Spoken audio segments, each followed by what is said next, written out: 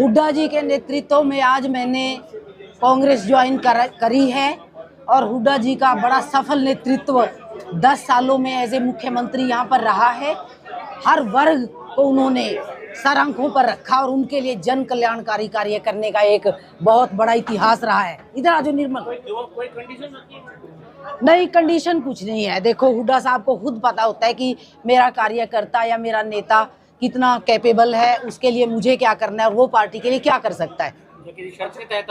जी नहीं, ऐसा कुछ नहीं है। अब चुनाव है, चुनाव के दौरान इस तरह का बदलाव एक साथ नहीं, कोई बात नहीं। मैं तो बहुत पहले से सोच रही थी, जब मौका लगा, जब मुझे टाइम मिला तो मैं आ गई। देखिए, मेरा बहुत पहले से मन था, क्योंकि बीजेपी में वो ना तो जनता की कद्र है और भ्रष्टाचार चरम सीमा पर है और भी बहुत से ऐसे इश्यूज हैं। संविधान को बदलने की साजिश है, किसानों को लाठियों से पीटा गया, लोकतंत्र को ख़त्म किया गया पूरी तरह से। तो ये काफ़ी इश्यूज हैं जिनको आगे आने वाले समय में देश की जनता को आज वोट की चोट से, अपनी ताकत से उनको हल करना है। आज जनता ही ये चुनाव लड़ रही है। जनता खुद अपने हित के लिए इन्वॉल्व हो गई है इलेक्शन में, और जब जनता अपना इशू बना लेती है इलेक्शन को, तो आपको पता ही है कि क्या होता है। कैलाश जी, आपने जिला परिषद से अपना सफर शुरू किया था। जी हाँ। लोकदल में रहे, सांसद रहे। जी। बीजेपी में सांसद रहे। जी नहीं, बीजेपी में रहे, बीजेपी अलायंस में रहे।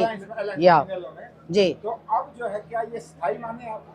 हाँ जी, बिल्कुल नहीं। चलो, ऐसा तो आपको ये सवाल वैसे करना नहीं चाहिए, पर मैं मानती हूँ कि हुड्डा जी जैसा नेतृत्व और कांग्रेस जैसी लोकतांत्रिक पार्टी पूरे विश्व में नहीं है। ये आप थोड़ा सा सवाल दूसरे तरीके से कर रहे हैं।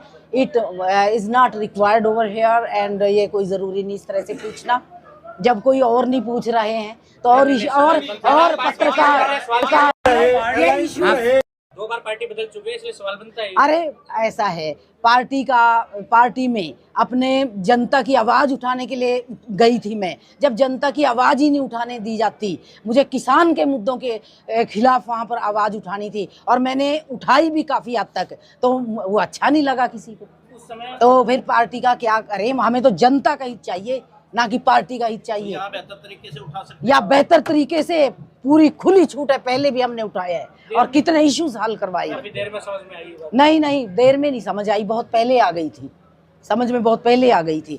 हम यही सोचते रहे कि करेंगे, बदलेंगे, क्योंकि मोदी जी पे थोड़ा सा यकीन था, लेकिन नहीं, वो भी अब चाटुकारों से घिर गए हैं और जनता के हित की कोई परवाह नहीं रही। ना भ्रष्टाचार की तरफ ही कोई ध्यान दिया जा रहा है कि किस तरह से जनता के गाढ़े खून पसीने की कमाई को लूटा जा रहा है। आप देखिए, कांग्रेस का एक छोटा सा दफ्तर अकबर रोड पर अब भी चल रहा है, उसमें कोई पैसा नहीं लगाया गया। उसी तरह से बड़े बड़े नेता, यहाँ तक कि प्रधानमंत्री तक वहाँ उसी में बैठते रहे। और बीजेपी का वगैरह का इतना आलीशान बड़ा दफ्तर आप देख के आपके होश ही उड़ जाएंगे। तो इस तरह से नहीं करना चाहिए, जिस देश में इतनी समस्याएं मुंह बाए खड़ी हो, किसान रो रहा हो अपनी एमएसपी पे, तो और भी बहुत सी चीजें हैं। तो अलायंस के सुशील गुप्ता है वहाँ, उनका प्रचार करेंगे? जी, क्यों नहीं करेंगे, बिल्कुल करेंगे, अब जीतेंगे भी।